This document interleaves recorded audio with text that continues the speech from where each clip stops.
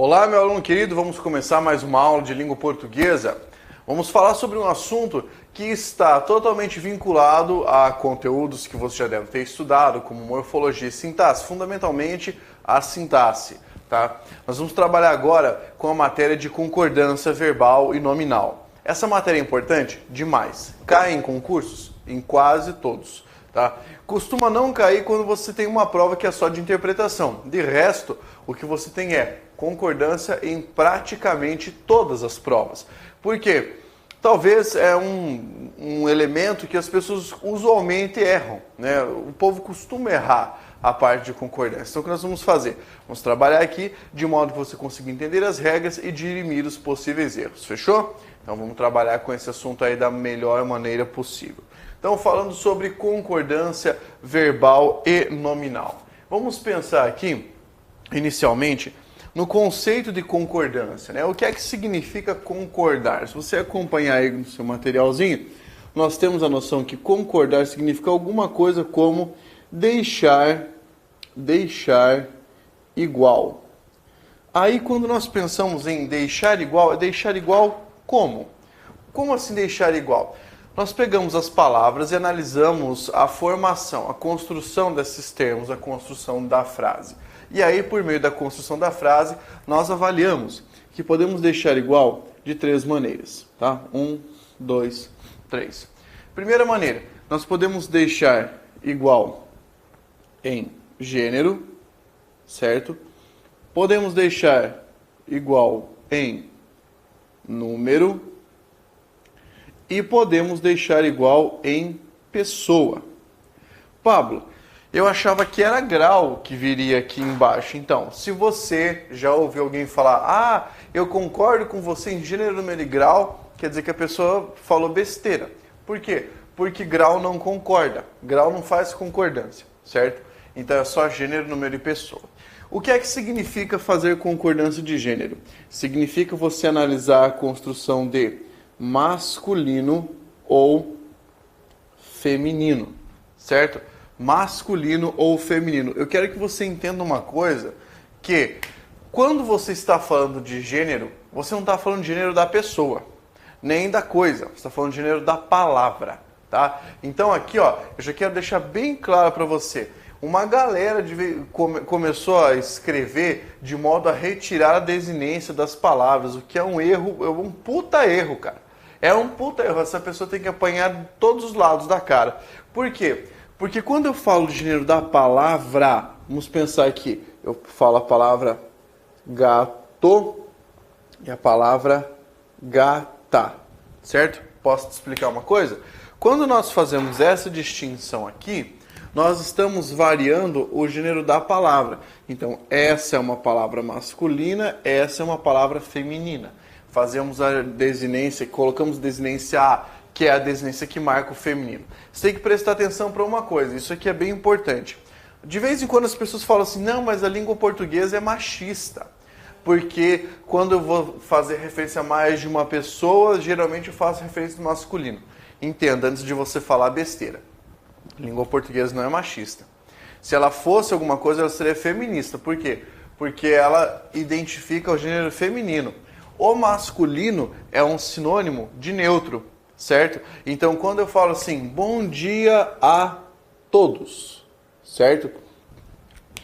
Por mais que só haja mulheres na plateia, vamos imaginar assim, eu utilizo a forma a todos porque é um pronome indefinido e a palavra está no masculino, quer dizer, ela é neutra, ou seja, ela se emprega genericamente, certo? Então tem que tomar cuidado quando o pessoal começa a falar a respeito de gênero para não conspurcar a língua. Por mais que a pessoa tenha suas convicções filosóficas e todos esses trololós aí, não dá para deixar a pessoa falar besteira usando a língua portuguesa. Muito bem. Aí nós temos a segunda concordância, que é a concordância de número. O que é concordância de número? É você fazer uma análise de singular, certo? E uma análise de plural, beleza?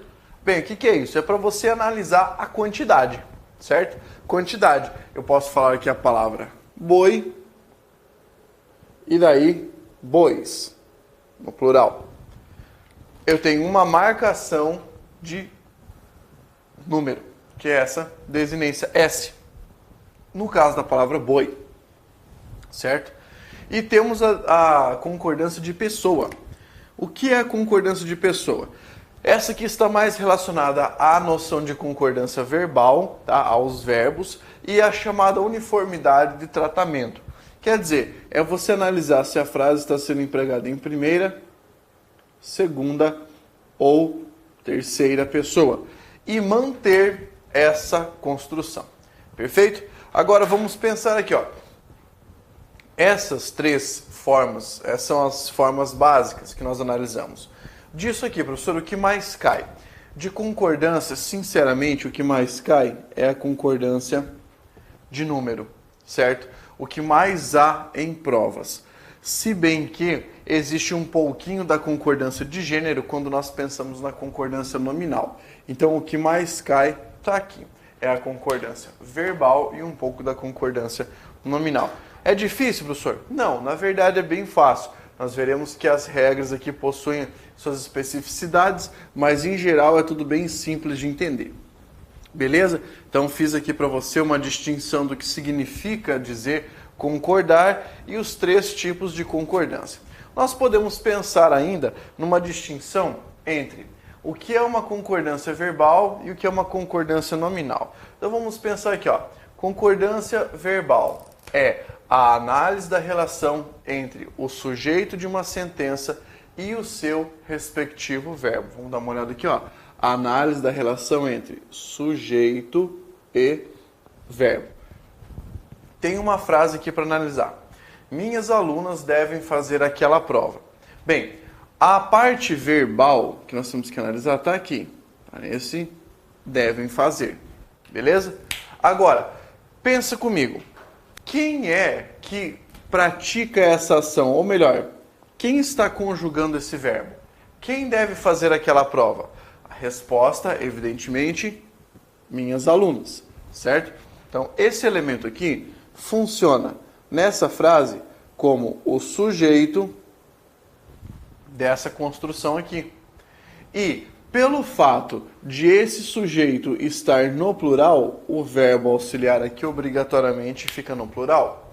Essa análise de observar o verbo e perguntar por que o verbo está assim é uma análise de concordância verbal. Então, a partir de agora, você já está esperto, você já tem que saber. Caiu uma questão de concordância verbal, a primeira coisa, você vai lá, você vai buscar o verbo, você vai analisar se o verbo está no singular ou se o verbo está no plural, e aí você vai perguntar por que o verbo está assim, certo? É essa a parte, é essa análise que você deve fazer, certo? Busca ali o sujeito, busca o verbo, aliás, busca primeiro o verbo, porque daí nessa pergunta você já vai descobrir o tipo do sujeito. Algumas regras estão atreladas ao tipo do sujeito, outras ao tipo de verbo, essencialmente. Então é esse cuidado que nós devemos ter na hora de formular a nossa explicação, perfeito? Vamos adiante. Já na concordância nominal, nós temos outra formulação. Nós temos aqui a análise da relação entre os termos do grupo nominal, certo? Bem, quais são os termos do grupo nominal? O que é grupo nominal? Essencialmente você tem o substantivo como núcleo e os seus periféricos, o artigo, o adjetivo, o pronome e o numeral, que são termos relacionados ao substantivo. Por exemplo, tem aqui a frase: as pessoas boas devem amar seus inimigos. A frase de quem? Do grande filósofo Seu Madruga, ou Dom Ramon, para os mais chegados. Na frase, as pessoas boas devem amar seus inimigos, precisamos destacar quais são os substantivos. O primeiro substantivo é a palavra pessoas, e o segundo substantivo está aqui, ó, inimigos. Perfeito? Agora vamos localizar tudo que não for verbo. Então tem o devem amar, e isso nós podemos descartar no momento. Por quê?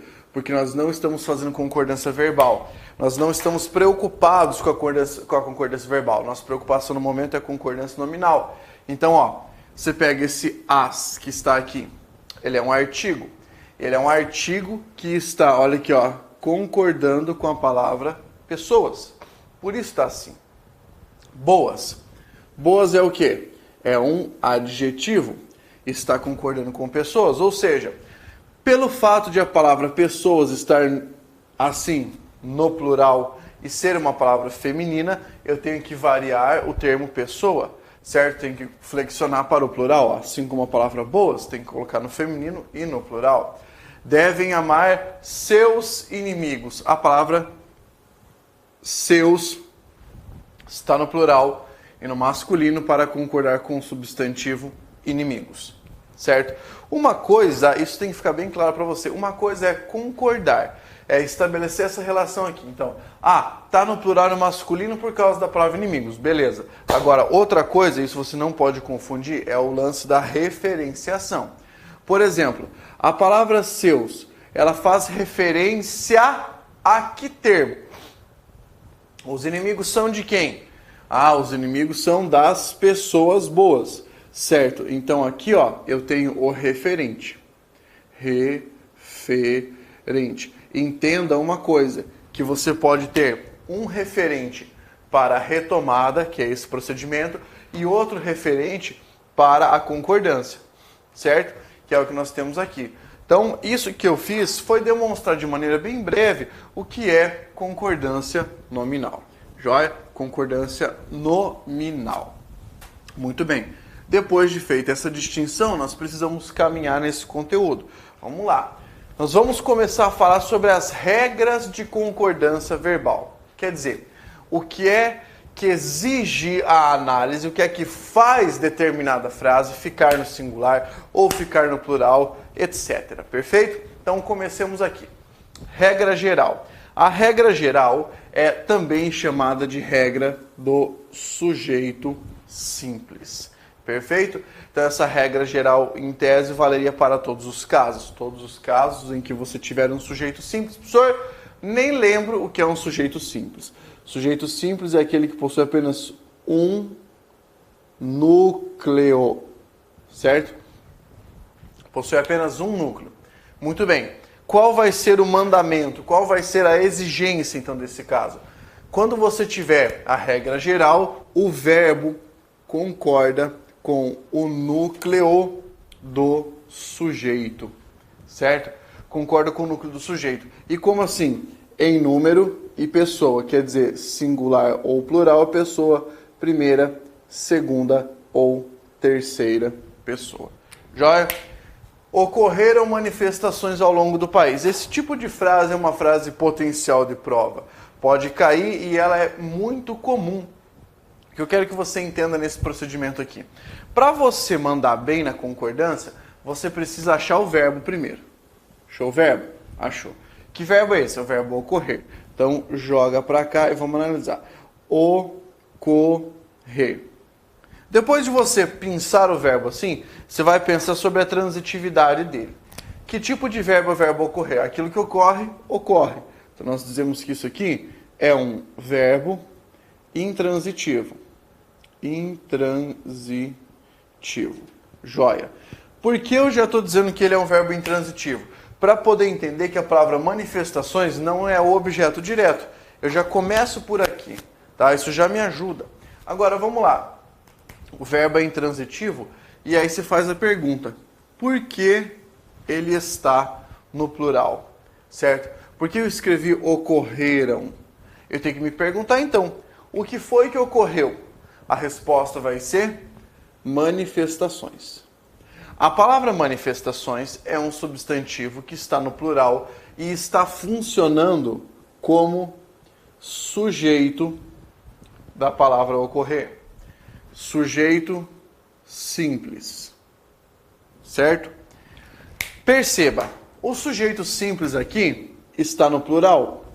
Necessariamente, o verbo deve ficar no plural. Agora, olha uma coisa, que eu quero que você entenda isso, senão você vai ter dificuldades. Para você que achava que o sujeito só vinha no começo da frase, você estava pensando incorretamente, cara. Por quê? Porque o sujeito pode ocupar outras posições dentro de uma oração. Neste caso, eu passei o sujeito para após o verbo.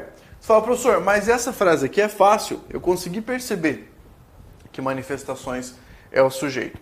Pois é, eu queria que nós saíssemos dessa parte aqui do mais evidente do mais fácil para testarmos algumas modificações. Por exemplo, a banca pode escrever assim, ó,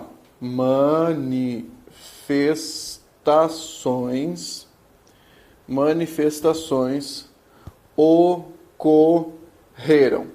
Professor, aqui está mais fácil ainda, porque nesse caso eu estou percebendo o verbo ocorrer aqui e o sujeito aqui atrás. Beleza? Essa possibilidade de mudança eu quero mesmo que você perceba. Agora, vamos fazer o seguinte, vamos pegar essa expressão e ver como isso cai em prova, uma situação real de prova, tá? Situação real de prova.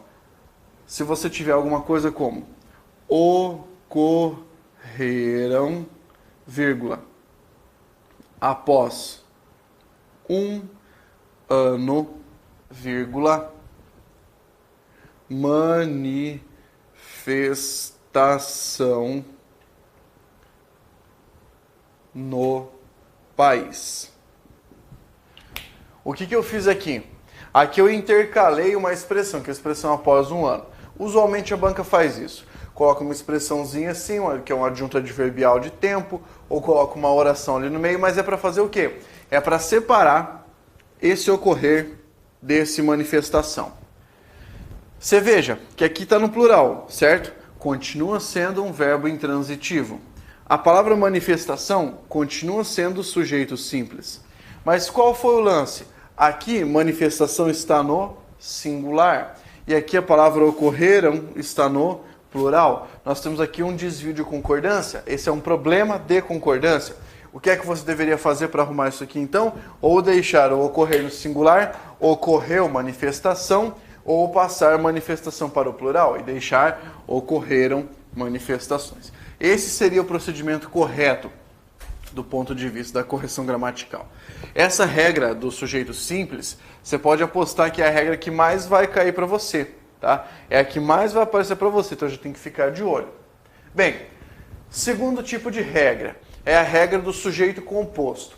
Você lembra que o sujeito composto é aquele que possui mais de um núcleo, tá? Vamos pensar aqui, ó, mais de um núcleo. Professor, eu não lembro muito bem o que é núcleo do sujeito. Então você para o que você está fazendo e volta, que é para você ir lá estudar a matéria de sintaxe e poder lembrar isso aqui, certo?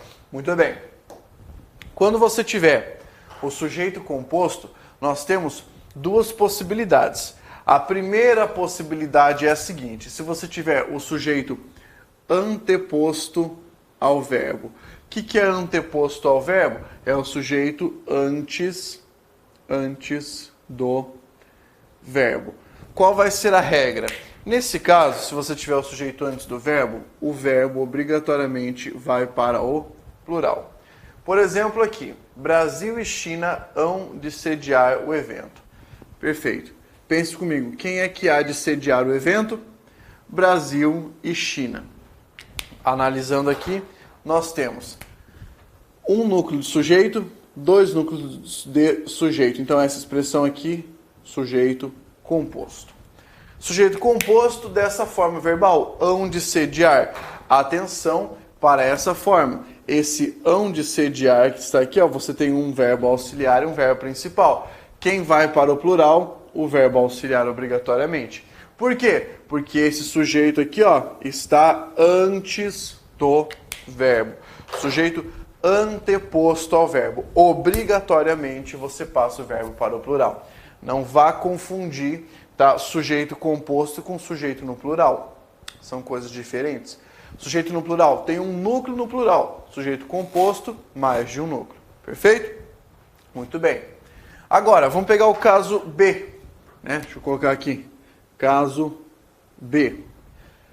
Se você tiver o sujeito pós-posto ao verbo. Opa, professor, o que significa isso? Sujeito pós-posto. Sujeito depois. Tá? Depois do verbo ou após o verbo. Pensemos assim.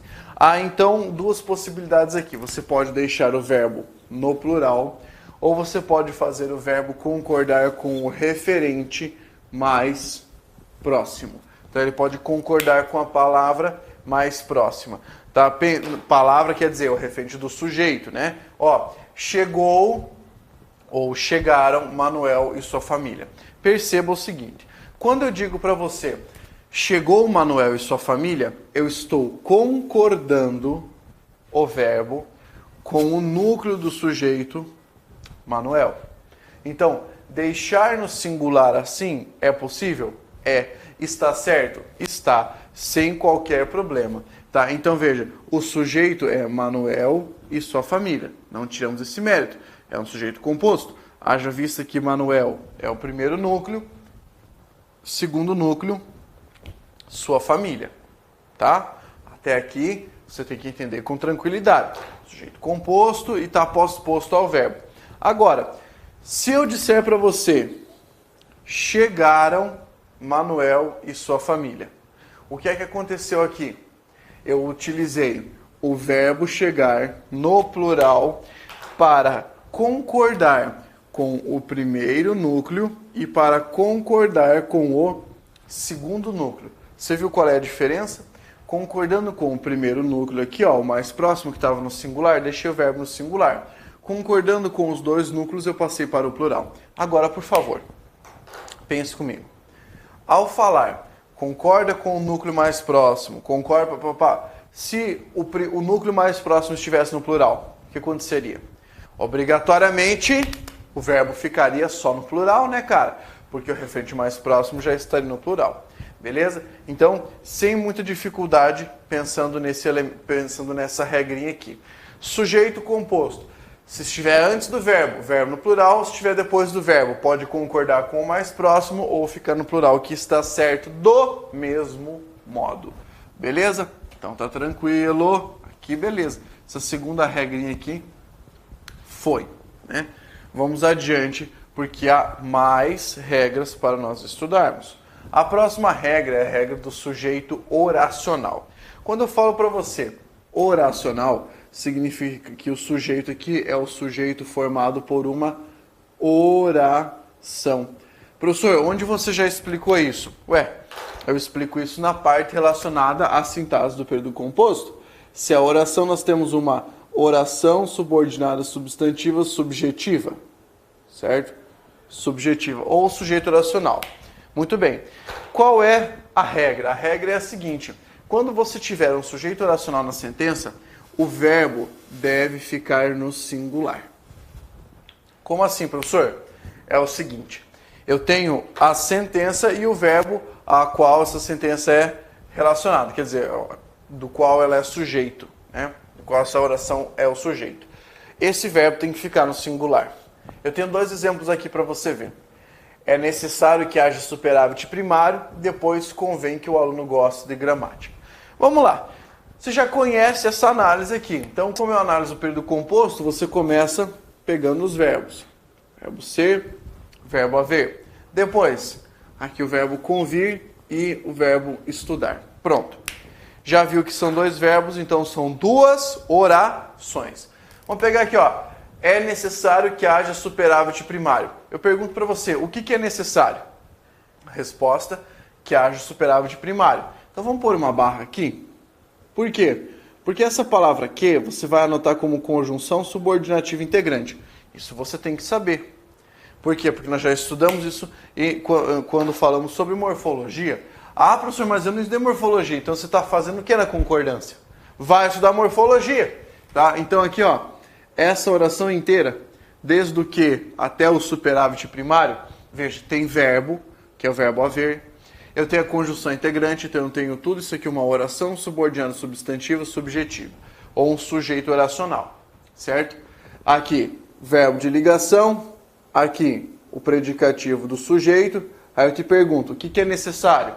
A resposta, que haja superávit primário. Confirmamos que é o sujeito. Eu quero dizer que esse verbo aqui, ó, tem que ficar no singular, obrigatoriamente, certo? Esse verbo tem que ficar no singular. Pablo, mas se fosse assim, é necessário que haja respostas para o problema. Mesmo assim, fica no singular, porque o sujeito é uma oração. Se eu tiver 7 ou 8 orações aqui, todas como sujeito do verbo ser, continua no singular. Por quê? Porque quando o sujeito for uma oração, o verbo fica no singular, obrigatoriamente. Tá? Então aqui beleza. Convém que o aluno estude gramática. Por que desse exemplo? Porque a banca pode fazer assim, ó, colocar um acento circunflexo, né? Deixar com o chapéu. Se ela fizer isso, a frase estará errada. Por quê? Vamos lá de novo. O verbo que está aqui é o verbo convir. É um verbo intransitivo. Perfeito? É um verbo intransitivo. Daí eu pergunto para você, o que é que convém? A resposta é que o aluno estude gramática. Nessa resposta, meu amigo, nós temos a palavra que. A palavra que é uma conjunção subordinativa integrante, que introduz na frase uma oração subordinada substantiva. De que tipo? Uma oração subordinada substantiva subjetiva, porque essa oração, como nós vimos, funciona como sujeito do verbo convir. É como se eu dissesse assim, ó, convém isto, certo? Troca o isto pela oração, beleza. Por que eu não estou me demorando nessa análise? Porque eu estou partindo do princípio de que você está estudando sintaxe da concordância. Sintaxe de concordância, quer dizer que você já passou pela análise sintática. Se você chegou até aqui no estudo da análise sintática, você está no lugar errado. Você tem que voltar para a análise sintática, por isso que eu estou indo mais rápido, certo? Então, quando o sujeito for oracional, esse verbo tem que ficar no singular, obrigatoriamente. Daí a banca vai vir com uns migués, né? Vai dizer para você que o sujeito é inexistente, ou o sujeito é indeterminado, por isso que o verbo está no singular, ou vai te dizer que o é necessário está no singular porque concorda com superávit, nada a ver, tá? A concordância está assim porque o sujeito é oracional, e é isso que define essa parte. Maravilha? Primeiro lance de regras aqui nós já vimos, certo? Agora o que você tem que fazer? Parar um pouquinho, respirar, talvez assistir novamente a essa aula para que você pegue o fundamento da concordância, porque daqui para frente, ó, é só pedreira, regra, tá? E batalha para conseguir entender essa matéria. Maravilha? Continue estudando. Força, guerreiro!